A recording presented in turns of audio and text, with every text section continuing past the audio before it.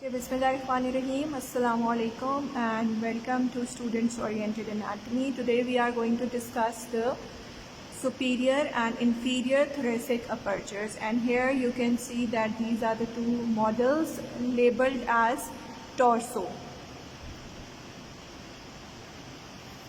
Okay, so the limbs are not visible, head as well as limbs are not visible in this model. This whole is referred to as the torso. Alright, so here this area is referred to as the superior thoracic aperture. Okay, you can follow the pointer for the purpose. This area is the superior thoracic aperture because certain structures are passing into the thoracic cavity. This is the whole area which is referred to as the thorax, and this area is referred to as the abdomen. Fine. So you can see here that this is the rib cage covered with rib. There are 12 pairs of ribs, and these are the costal cartilages through which the ribs are attached to the anterior chest bone referred to as the sternum. This is the superior thoracic aperture through which certain structures like trachea and also the food pipe referred to as esophagus passes through.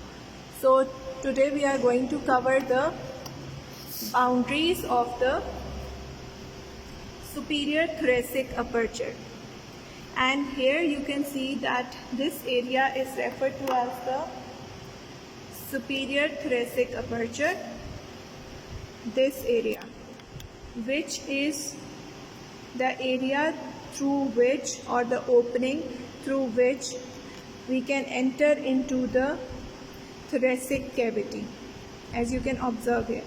This is the small opening present at the root of the neck. As you can see, it is just as the size of the ball pen, and you can observe that these are the blood vessels which are leaving the thoracic cavity and going inside the neck. This is the trachea, and you must know that esophagus also passes through, which is not visible in this model, and you can see the artery which is also passing through the superior thoracic aperture. And here you can see that these are the apices of the lungs which are projecting inside the superior thoracic aperture. So these are the important contents which are which were passing through the superior thoracic aperture. As you can see, this is also the apex of the lung. And the boundary. Now the anterior boundary is formed by the superior border of the manubrium sterni.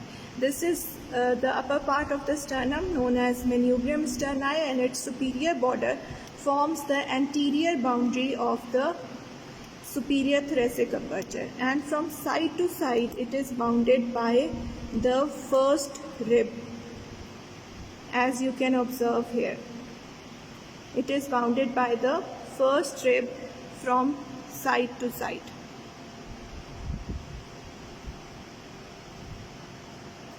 This one.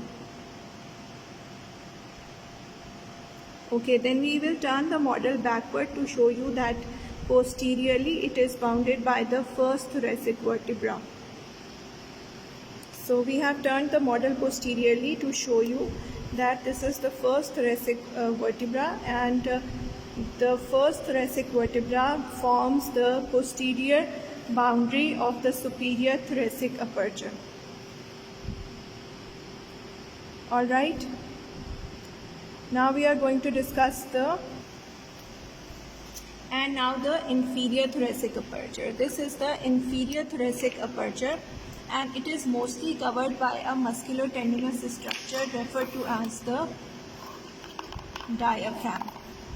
Alright, so this is the musculotendinous structure referred to as the diaphragm. It is a double dome shaped structure, as you can see, and it has got the openings for the passage of certain structures which cross from the thorax into the abdomen, which cross this diaphragm to pass from the thorax into the abdomen.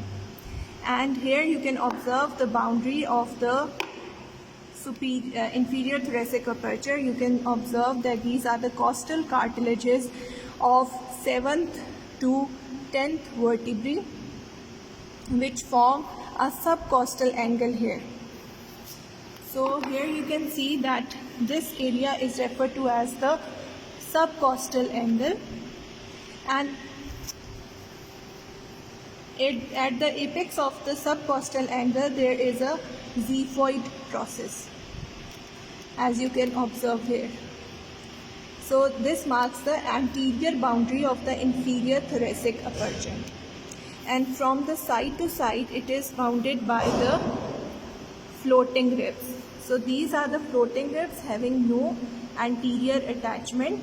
As you can see here, they are also referred to as the vertebral ribs because they have got only attachment posteriorly to the vertebrae.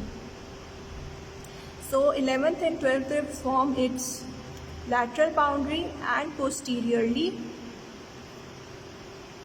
I have turned the model to show you that posteriorly it is bounded by the 12th thoracic vertebra. Fine, so in this video we have covered the superior and inferior thoracic apertures.